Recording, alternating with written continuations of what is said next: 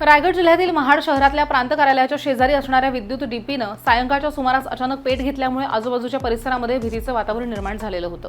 प्रांत कार्यालयाच्या शेजारी असलेल्या हाराच्या दुकानाच्या गाळा मालकानं आपल्या दुकानासमोर असलेल्या कचरा जाळला होता आणि त्यामुळे ही आग लागली असं सहाय्यक अभियंता एल भोयंकर यांनी सांगितलंय। पण आगीची ठिणगी लागताच विद्युत डीपीवरती पडल्यानं ऑइलनं अचानक पेट घेतल्यानं आगीने रौद्ररूप धारण केलंय आणि त्यामुळे बाजूला असलेल्या दुकानदाराच्या गाळ्यामुळे ही आग विझवण्यासाठी अडथळा निर्माण झाला होता। घटनास्थळी विद्युत डीपीमध्ये ऑइल असल्यामुळे आगीवरती फोमचा मारा करून आग विझवण्यासाठी महाड अग्निशमन दलाच्या जवानांना काही वेळातच ही आग विझवण्यास यश आलं। पण घटनास्थळी असलेल्या दुकानदारांच्या हलगर्जीपणामुळे ही आग लागली आहे असं घटनास्थळी असलेल्या नागरिकांमध्ये बोललं जातं।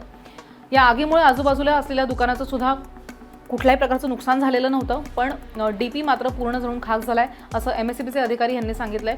पण काही काळासाठी महाड शहरातील विद्युत प्रवाह बंद करण्यात आलेला होता। घटनास्थळी महाड शहर पोलीस ठाण्याचे पोलीस हजर झाल्यानं पुढील तपास ते करत आहेत।